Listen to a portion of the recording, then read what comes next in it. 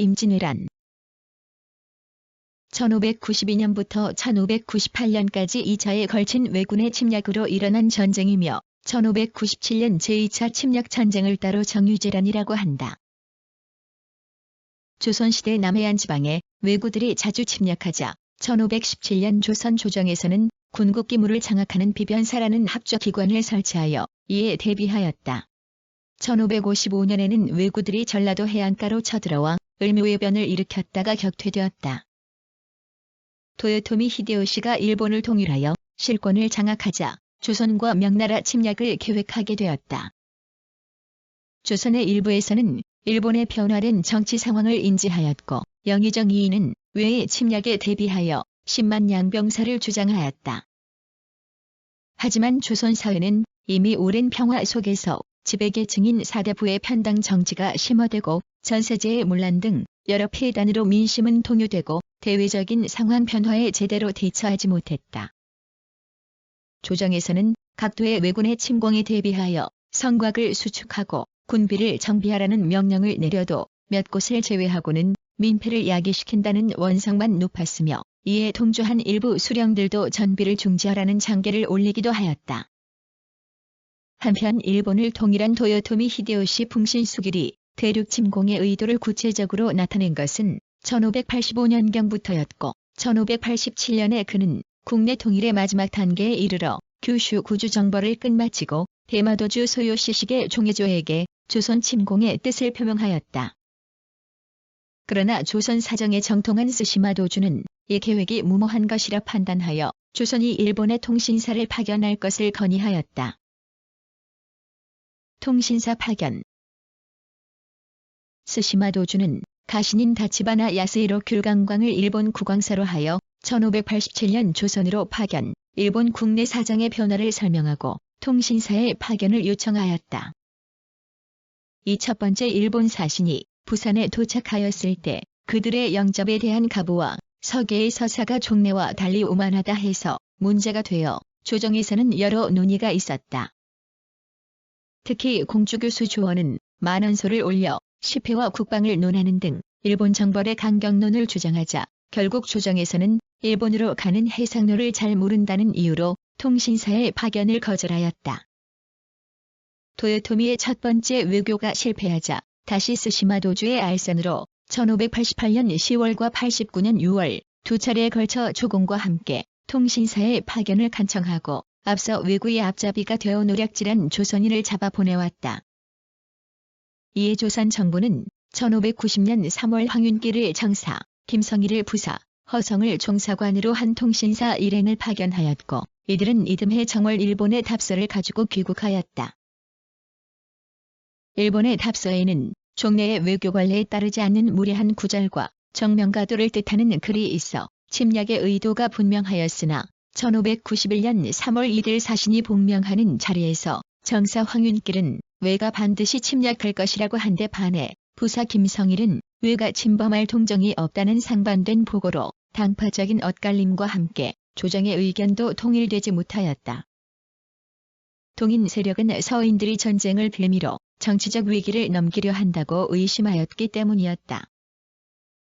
이어 제3차 일본 사신 일행이 조선통신사보다 한 달 늦게 입경하여 일본이 가도 임명하리라는 통고에 조정은 놀라 그해 5월에 일본의 서계 내용과 함께 왜의 정세를 명예 알리는 한편 일본의 침공에 대비하여 김수, 이광, 윤선각 등으로 하여금 경상, 전라 연안의 여러 성을 수축하게 하고 각 진영의 무기를 정비하게 하였다. 신립, 이 일에게는 변비를 순시하게 하는 등 요충지인 영남 지방의 방비에 힘을 기울였으나 이미 시기가 늦었다. 이동안 일본의 침략 계획은 더욱 구체화되어 그동안 내전을 통해 연마한 병법, 무예, 축상술, 해운술 등을 정비하고 서양인들을 통해 기술을 찬수받은 조종의 대량 생산도 진행되었다. 전쟁의 발발 1592년 4월 13일 경상도 동래부 다대포 응봉 봉수대에서는 왜군의 700여 병선이 스시마를 출항하여 부산포에 이르고 있다는 상황 보고가 되었고 곧 경상, 전라도의 각 함영과 중앙에 전달되었다.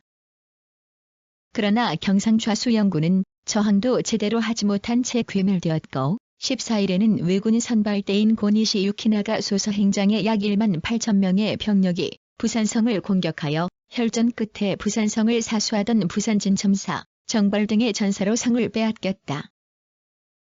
이튿날 동래로 진격해온 왜군들과 맞선 동래 부사 송성현 이하 군민은 끝까지 항전하다 순국하였다. 부산과 동래를 함락시킨 왜군의 후속부대는 계속 상륙해와서 4월 18일에는 가토 기마사 가등청정이 이끄는 제2군 2만 2천여 병력이 부산에 구로다 나가마사 흑전장정이 이끄는 제3군 1만 1천여 병력이 다대포를 거쳐 김해에 상륙, 침공을 개시하였다. 이와 함께 국희 요시다카 국유가융, 도도 다카토라, 등당고호 등의 9천여 수군이 편성되어 바다에서 이들을 응원하였다. 일본 국내 잔류병력과 스시마 등지의 주둔군 등 일본 침략군의 총병력은 약 20만이었는데 이 중 부산과 동래를 함락시킨 제1군은 중로로 동래 양산 창도 대구 인동 선산 상주 조령 충주 여주 양근 용진 나루 경성 동로, 제2군 좌로는 동래 언양 경주 영천 신영군이 용궁 조령 충주 죽산 용인 한강, 제3군 우로는 김해 성주 무게지뢰 등산 추풍령 영동 청주 경기도의 3로로 나뉘어 한성을 향하여 북상하였다. 4월 17일 경상 좌수사 박홍으로부터 왜군 침공의 급보가 전해지자 조정에서는 신립을 도순변사, 이일을 순변사, 김여무를 종사관으로 임명하여 왜군 침공에 대비하는 한편 김성일을 경상우도 초유사, 김근을 좌도안 집사로 삼아 민심 수습과 항전을 독려하도록 하였다. 북상하는 왜군을 막기 위해 이일에게는 중로인 조령 방면을, 유극량과 변기 등에게는 각기 중령과 추풍령을 방비하게 하였고 도순 변사 신립과 도제찰사 류성령으로 하여금 이일을 응원하도록 하였다. 그러나 이일이 4월 24일 상주에서 가토에게 패하여 충주로 물러나자 왜군은 조령과 중령 등지에서 저항도 받지 않은 채 충주까지 진격하였다. 이일의 뒤를 이은 신립은 충주 탄금대에서 방어작전을 폈으나 패하였다. 이일 등이 중령, 조령, 추풍령 등의 요새를 방어하기 위해 출발한 후 조정은 적군의 수도 공격에 대비하여 오이정 이양원을 수성대장으로 삼아 도성의 성곽을 축성하게 하는 한편 전 북병사였던 김명원을 도원수를 삼아 한강을 수비하게 하였다. 신립의 패전 보고가 있자 4월 30일 선조는 도성을 버리고 개성을 향하여 피란길에 올랐다. 한성이 함락되자 선조는 다시 평양으로 달아났다. 파천에 대한 민심이 거세지자 파천을 주동한 사람은 영의정 이선해로 내몰고 류성룡은 파천을 적극적으로 막지 않았다는 거짓 죄목으로 귀양을 보냈다. 그리고 임해군은 함경도로, 순어군은 강원도로 보내어 근왕병을 모집하였지만 백성들은 오히려 두 왕자를 붙잡아 왜군에게 인도하였다. 한편 명나라에 원병을 청하여 수복을 꾀하고자 하였다. 왕이 달아나자 백성들의 사기는 더욱 떨어졌고 특히 하삼도는 무정부적 혼란 상태가 더했다. 왕이 피난해 있는 사이 밀란이 일어나 공사 노비의 문적이 있는 장례원과 형조의 건물을 불태우고 경복궁, 창덕궁 등 궁궐과 관청에 들어가 약탈을 하였다. 상륙 20일 만에 서울은 왜군에게 점령되었으며 서울에 입성한 왜군은 대오를 정비하여 고니시의 부대는 평안도, 가토의 부대는 함경도, 구로다의 부대는 황해도로 진로를 정하는 한편 서울을 지키는 부대를 두고 경상, 강원, 전라도 방면으로 진출하여 후방 지역을 담당하였다. 강원도, 황해도 방면으로 모병하러 간 두 왕자도 왜병의 포로가 되고 파죽지세로 밀려드는 왜군에 의해 개성, 평양은 부산 상륙 이후 60일도 못 되어 함락, 거의 무방비 상태인 전국토는 함경도까지 진출한 왜군에게 짓밟히게 되었다. 이순신의 활약.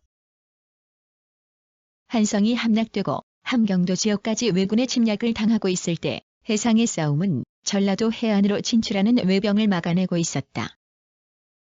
조선 수군의 편제와 전술은 고려 이래로 왜구 방어 위주였으므로 잘 정비되어 있었다. 따라서 각도에는 수용이 있어 이를 수군의 근간으로 하였다.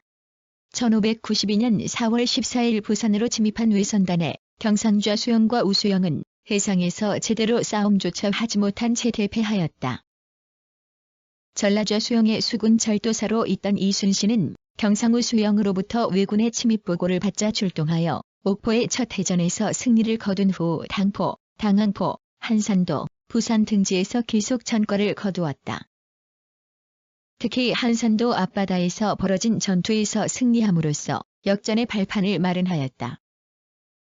진주성 싸움, 행주산성 싸움과 더불어 임진왜란 3대 잡으로 꼽는다.